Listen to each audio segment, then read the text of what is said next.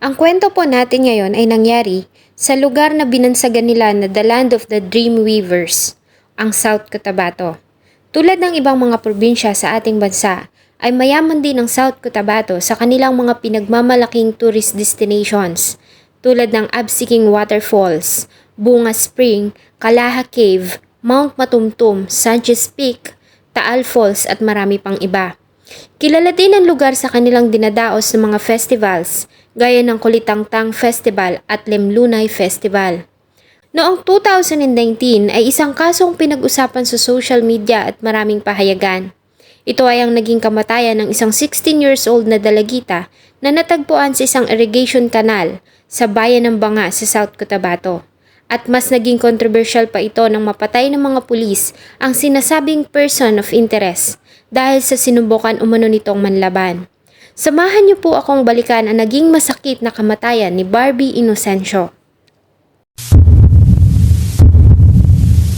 Bago ko po simulan ang ating story, sa mga bago po sa channel ko, please hit the subscribe button at pakipindot na rin po ang ating notification bell para ma-notify kayo sa mga bago nating upload na videos.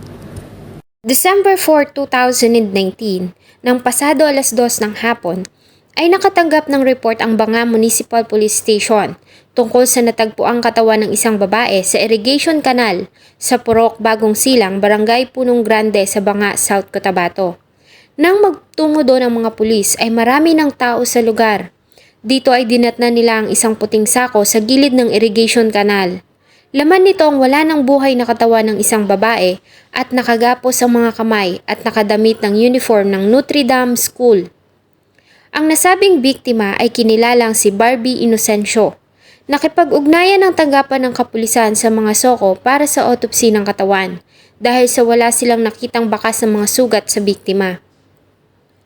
Ayon sa village chairperson ng lugar na si Bobby de la Lamon, ay umaga pa lang ng nasabing araw ay ilang mga residente na ang nakakita sa nasabing sako na palutang-lutang sa lugar. Ngunit dahil sa inakala ng mga ito na ang laman ng sako ay basura, ay binaliwala nila iyon.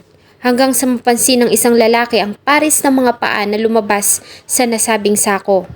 Kaya naman ay agad nila itong pinialam sa mga kapulisan ng Banga. Si Barbie ay huling nakitang buhay noong December 1, 2019 sa isang bakery, suot pa nito ang kanyang uniform. Ayon sa ina nito ay hindi nakauwi ang anak galing sa school sa Notre Dame kung saan ito nag-aaral. Kinabukasan ay nireport ng ina nito sa kapulisan ng Banga ang pagkawala ng anak. Nagsimula na ding magpakalat ng mga flyers ang mga kaibigan at mga kamag-anak ng dalaga. Nagbabaka sakali sila na may nakakaalam kung nasaan ito. Ang nasabing panawagan ay kinalading ikinalat sa social media hanggang sa matagpuan ng wala ng buhay nitong katawan noong December 4, 2019. Ayon sa primary investigation, ay maaaring buhay pa si Barbie nang ito ay ilagay sa loob ng sako at ipaanod sa kanal. Ngunit hindi na nito nagawang iligtas ang sarili dahil sa nakatali ang mga kamay. Ayon sa resulta ng autopsy na ginawa ng medical legal officers ng SOCO, ay nakitaan nito ng sugat sa kanyang leeg at ulo. Ang sanhi ng kamatayan nito ay suffocation at nakitaan din nila ito ng 8 o'clock na laceration sa maselang bahagi ng kanyang katawan. Nagbigay naman ng 600,000 na reward para sa makakapagbigay ng information sa pagkamatay ni Barbie. Kabilang na dito ang 200,000 na nagmula kay Mayor Albert Palencia ng Banga at 200,000 naman mula kay Representative Dinand Hernandez, isang businessman na nakabase sa Coronadal City. Sa ginawang pagtatanong ng mga investigador ay nagawa nilang makapanayam ang ilan pang mga witnesses. At napag-alaman nila na ang huling tao na nakitang kasama ng biktima bago ito mawala ay ang 31 years old na businessman at residente ng Barangay Calawag 1, Isulan, Sultan Kudarat, na si Richard Gumiled Rumpo, na karelasyon ng ina ni Barbie. Ayon sa mga pulis ay inimbitahan nila si Richard sa istasyon noong December 5, 2019 para sa ilang katanungan, ngunit tumanggi ito. Nagawa namang ma-recover ng mga pulis ang sasakyan na huling nakitang sinakyan ni Barbie sa isang talyer at dito ay nagawa nilang makakuha ng ilang mga strands ng buhok na hinihinalang nagmula sa dalagita. At ilan pang mga ebidensya na magdidiin kay Richard Gumilid. Ebidensya testimonial evidence na pinagdudugtong-dugtong natin, nag-corroborate to each other. Kaya lumabas na hindi actually suspect but the person of interest. That we need to question him, to be placed him under questioning. Gamit ang mga nasabing ebidensya at sa mga nakalap na impormasyon na ito ang huling nakitang kasama ng dalaga nang araw na ito ay mawala, ay napilitan ang mga kapulisan na magsagawa ng warrantless arrest na kanilang isinagawa ng 2:00 ng madaling araw sa bahay nito sa Purok Bagong Sikat sa Barangay Calawag 1. Ito ay para maiwasan ang mga magiging kaguluhan o may madamay ng mga civilian na nakikiisyoso sa gagawing operasyon. Kaya naman ay ginawa nila ito ng ganong oras kung kailan tahimik na ang paligid at mahimbing na natutulog ang mga tao. Ang operasyon ay isinagawa ng Police Regional Office 12 Intelligence Division at Special Operations Group ng Banga at Isulan Municipal Stations. Ayon kay Brigadier General Alfred Corpus, ay tumanggi ito na makipag-cooperate at nagawa pa nitong dumukot ng isang hand grenade, ngunit bago pa man nito matanggal ang safety pin, ay pinaputukan na ito ng baril ng mga pulis na siyang naging dahilan ng kamatayan nito. Yun nga lang, ang masaklap doon kasi ang nangyari, yun nga ang sabi, nanlaban daw dahil hindi naman nangyari dito sa AUR ko, no? Yun lang ang report din, nagre-rely din ako sa report nila. Ang sabi daw, nanlaban, yun ang nangyari. Ang naging kamatayan ng person of interest na si Richard Gumilid ay mariin namang tinuligsa ng kanyang pamilya, kamag-anak at mga kaibigan. Ayon sa kapatid ng mga ito ay hindi ito magagawa na Richard.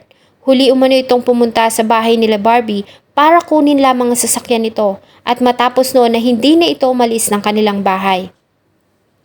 Ayon pa sa kanila ay pinatay umano ang kanilang kuya dahil sa 600,000 na reward money na hindi umano totoo na may hawak itong granada noong madaling araw na mangyari ang shootout. Huling punta ni kuya ko doon, December 1, kinuha yung motor niya. December 2, nawala yung anak niya. Yung kuya ko, from December 1 na umuwi yung kuya ko, hindi yun umalis ng bahay.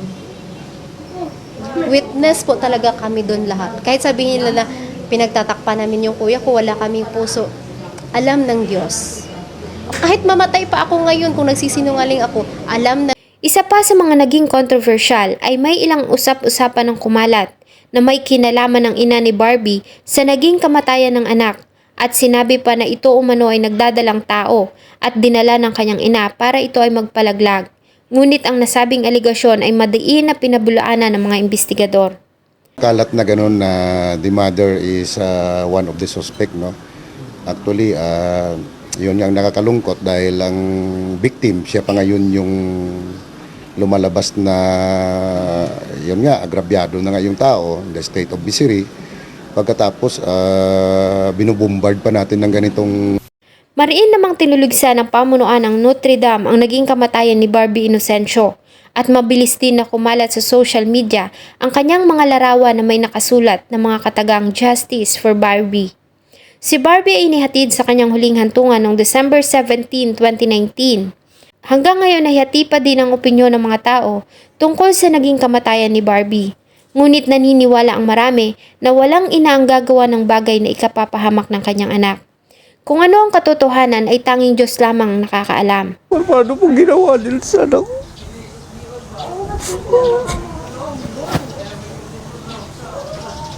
Hindi ko po. Ginawa po nila parang ayok. Sino pong tao sa isip po ninyo? Sino pong tao na makakagawa nung. Tao pa po ba yun? Tao pa po ba yung gumawa na gano'n?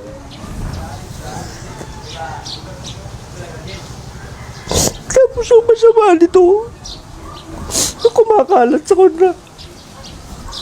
Hindi ko po alam.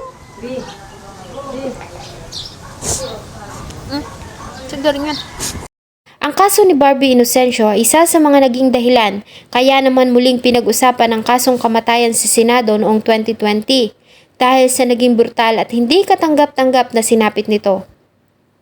Sana ay magsilbi itong awareness lalo na sa mga kabataan. Sana po ay nagustuhan nyo ang isa na namang kwento na akin pong ibinahagi. Marami pong salamat sa patuloy na pagtangkilik ng akin pong mga videos. Huwag niyo pong kalimutang mag-iwan ng salubin at suggestion sa atin pong comment section. Thank you so much po and see you in my next video.